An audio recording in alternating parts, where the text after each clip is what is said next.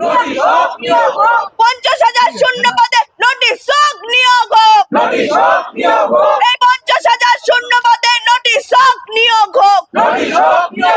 50,000 শূন্য পদে অবিলম্বে নোটিশ চাই।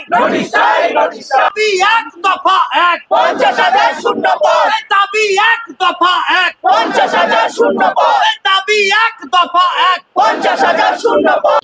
আমরা হলাম 2022 প্রাথমিক টেট পাস। 2022 সালে আমরা টেট পরীক্ষা দিয়েছি এবং সেই রেজাল্ট বেরিয়েছিল 2023 সালের 10ই ফেব্রুয়ারি। রেজাল্ট বেরোনোর পরে আজকে 2025 সালের মাঝামাঝি হতে চললো, এখনো পর্যন্ত ইন্টারভিউ নোটিফিকেশান আমরা পাইনি। আমাদের দাবি হচ্ছে অবিলম্বে 50,000 শূন্য পদে ইন্টারভিউ নোটিফিকেশান এবং সেই সঙ্গে স্বচ্ছতার ভিত্তিতে এবং মেধার ভিত্তিতে আমাদের নিয়োগ চাই। বিগত দিনে আমাদের মাননীয় পর্ষদ সভাপতি মহাশয় তিনি বারবার বলেছেন যে আমি বছরে দুবার নিয়োগ করব, সেই নিয়োগ এখনো হয়নি। আবার তিনি বলেছেন যে আমি অবিলম্বে 50,000 শূন্য পদে নিয়োগ করতে পারি, কিন্তু সেই নিয়োগ এখনো হয়নি। মাননীয় মুখ্যমন্ত্রী বিভিন্ন জনসভা থেকে তিনি লাক্ষাধিক শূন্যপদের কথা বলেছেন, কিন্তু সেই শূন্যপদ শুধু ধোঁয়াশায় থেকে গেছে। আজকে পর্যন্ত বা এখনো পর্যন্ত সেই শূন্যপদ আমরা হাতে পাইনি। আমরা বিগত দিন থেকে অনেক অবস্থান করেছি, অনেক বিক্ষোভ করেছি, কলকাতার রাজপথে আন্দোলন করেছি এবং আগামী দিনেও করব যতদিন না আমাদের এই যে দাবি রয়েছে সেই দাবি পূরণ হচ্ছে। বিভিন্ন জায়গায় আমরা শুনতে পাচ্ছি এই যে ভোট আসছে, ভোটের সময় একটা করে ভাঁওতাবাজি চলছে। আমরা বিভিন্ন জেলার যে ডিপিএসসি রয়েছে, মানে স্কুল শিক্ষা দপ্তর যেগুলো রয়েছে জেলায় জেলায়, সেগুলো তো ভিজিট করেছি। সেখানে বলা হচ্ছে যে শূন্যপদ যা আছে আপনাদের এনাফ শূন্যপদ আছে, কিন্তু সেই শূন্যপদ শুধু ভাঁওতাই থেকে যাচ্ছে। আমরা এখনো পর্যন্ত সেই প্রতিশ্রুতিগুলো ফলশ্রুতির আকারে আমরা পাইনি। পর্ষদ একই কথা বলে যাচ্ছে বারবার, ওবিসি বাহানা, কিন্তু অ্যাকচুয়ালি ওবিসি বাহানাটা এটার মধ্যে আমাদের পড়ছে না। যেহেতু আমাদের 22 সালে এটা টেট নোটিশটা দিয়েছিল, আমরা একটা অনগোয়িং প্রসেসের মধ্যে চলে গেছি, সেহেতু ওবিসি বাহানা এর মধ্যে কোনো ফ্যাক্টই না। কিন্তু একটা মেন কথা হচ্ছে বাকিগুলো একটাই পোস্ট আর বাকি হচ্ছে ল্যাম্প পোস্ট। কারণ আমাদের মুখ্যমন্ত্রী যদি এই বার্তা না দেন তাহলে কোনো মতেই পর্ষদ সভাপতি কোনো মতেই ইন্টারভিউ নোটিফিকেশন বের করবে না, কারণ উনি একটা টুটোর জগন্নাথ হয়ে বসে রয়েছে।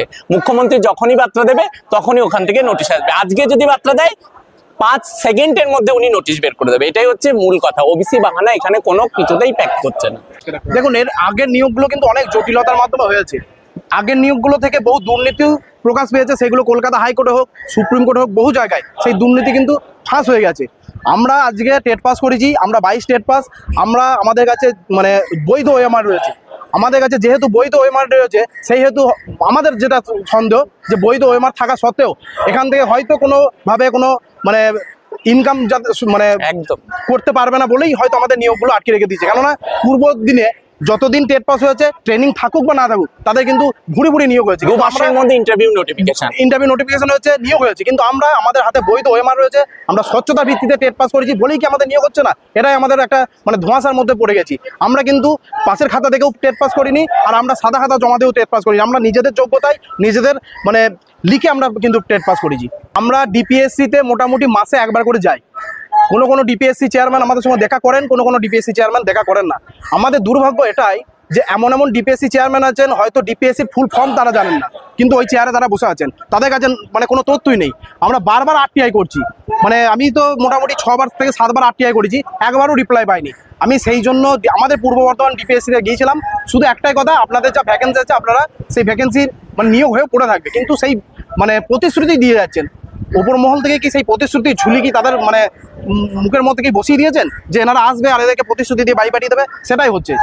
আমাদের নবান্নর সামনে যেহেতু 144 পুরো একটা মানে সেন্সিটিভ এরিয়া, আমরা নবান্নর সামনে অনেকবার যাওয়ার চেষ্টা করেছি, কিন্তু পুলিশ আমাদেরকে টানতে ছেঁচাতে নিয়ে গেছে। আমরা ওখানে শান্তিপূর্ণভাবেই আমাদের অবস্থানটা জানাতে গিয়েছিলাম যে আমরা এতদিন ধরে টেট পাস করে আছি, আমরা দীর্ঘদিন বঞ্চিত, আমাদের নিয়োগের ব্যবস্থা করুন। এই কথাটা জানতে গিয়ে নবান্নতে আমরা হাজতবাস করেছি। আমাদের পুলিশ নির্বিচারে একদম নির্ভীকভাবে আমাদের টানতে নিয়ে গেছে। আমাদের দাবি কিন্তু নবান্নের ওখানেই ছিল, কিন্তু আমরা যখন কোর্টে কেস ফাইল করি, এই যে ধর্ণা মঞ্চ, এটা আমাদের কোর্টের কেস ফাইলের মাধ্যমে এই ধর্ণা মঞ্চ হয়েছে এবং মাননীয় বিচারপতি এবং মহামান্য কলকাতা হাইকোর্ট এই জায়গাটায় হয়তো সুইটেবল মনে করেছেন বলে এই জায়গাটায় আমাদের বেছে দিয়েছে। তাদের জন্য একটাই বার্তা যে দেখুন, আমরা আজকে 3 দিন ধরে মানে ধর্ণা মঞ্চ করছি। 3 দিনে টোটাল ছেলেপিলে মানে হাতে গুনে 500 ছেলেপিলে হবে, কিন্তু আমাদের সে জায়গায় 50,000 ছেলেপিলে পাস করে আছে। এইভাবে অল্প সংখ্যক ছেলেপিলে রাস্তায় নামলে কিন্তু কোনো দিনই আমাদের নোটিফিকেশন মানে আসবে না বলেও আমার মনে হয়।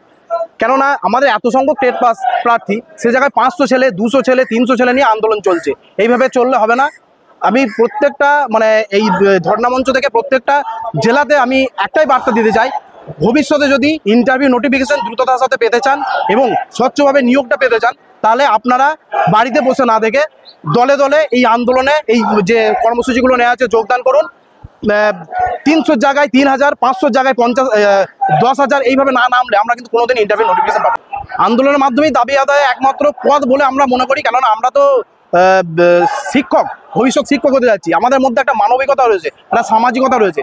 আমরা যতই হোক আমরা তো আর মানে সেই উগ্রতাবাদীদের মতো ছিনিয়ে নিতে পারি না।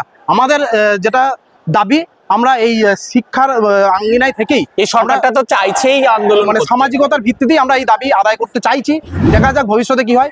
এবার একটা বার্তা দেবো, যদিও এইভাবে আমাদের না দাবি মানা হয়, আমরা কিন্তু একদম আমরণ অনশনের জন্য আমরা প্রস্তুত হচ্ছি।